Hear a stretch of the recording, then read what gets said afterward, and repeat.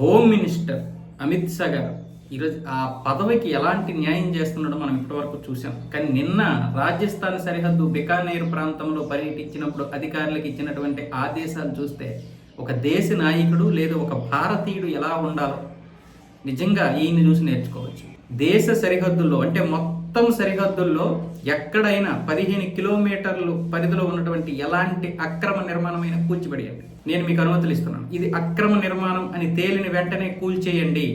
అలాగే అందరు లావాదేవీలు అంటే బ్యాంకు లావాదేవీలు చూడండి, వాళ్ళకి నిధులు ఎక్కడి నుండి వస్తున్నాయో కనుక్కోండి. ఇది పూర్తిగా మీకు ప్రభుత్వం ఇచ్చినటువంటి అథారిటీ, ఇది మీకు ఉన్నటువంటి అథారిటీ. అలాగే ఆధార్ కార్డులు చెక్ చేయాలి, వాటర్ కార్డులు చెక్ చేయాలి. ఇక్కడ ఎంతమంది ఉంటున్నారు సరిహద్దుల్లో, ఈ యొక్క ప్రాంతాల్లో ఉంటున్నటువంటి ప్రతి ఒక్కరి మీద నిఘా పెట్టండి. అలాగే ప్రభుత్వం విడుదల చేస్తున్నటువంటి ప్రతి పథకం ప్రజలకి 100% అందేటట్లు చూడాల్సిన బాధ్యత కూడా బిఎస్ఎఫ్ అధికారులకి మాత్రమే కాదు, సరిహద్దుల్లో ఉన్న అధికారులకే కాదు, కలెక్టర్లకి, ఎస్పీలకి, మిగతా అధికారులకి, పాలనా పరంగా ఉన్నటువంటి ప్రతి అధికారికి, అలాగే సైన్యానికి సంబంధించినటువంటి అధికారులు అందరికీ చెప్పారు, మీరు దేన్ని ఉపేక్షించకండి. ఈరోజు కేవలం భారతదేశంలో సమస్యలు సరిహద్దుల వరకే లేవు.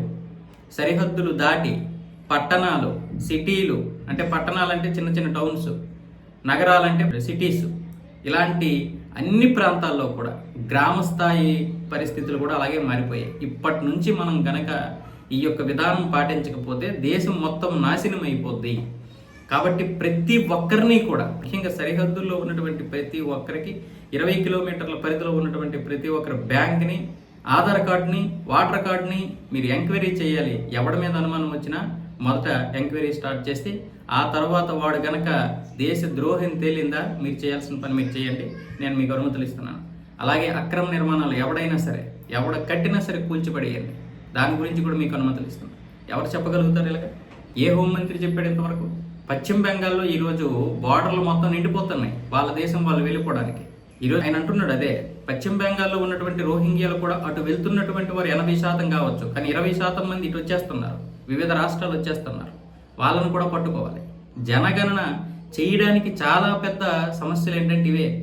ఈ జనాభా ఎక్కడి నుండి వచ్చారు? ఇక యూసీసీ కూడా అన్ని రాష్ట్రాల్లో అమలు చేయడానికి ప్లాన్ జరుగుతుంది. ముఖ్యంగా బీజేపీ పాలిత ప్రాంతాల్లో దీన్ని తీసుకురావడానికి ఇప్పుడు ఆల్రెడీ గుజరాత్, ఉత్తరాఖండ్ ఈ 2 రాష్ట్రాలు అయితే అమలు చేసాయి కదా. ఇక 3వ రాష్ట్రం అస్సాం, తర్వాత పశ్చిమ బెంగాల్లోనే తీసుకురాబోతున్నారు.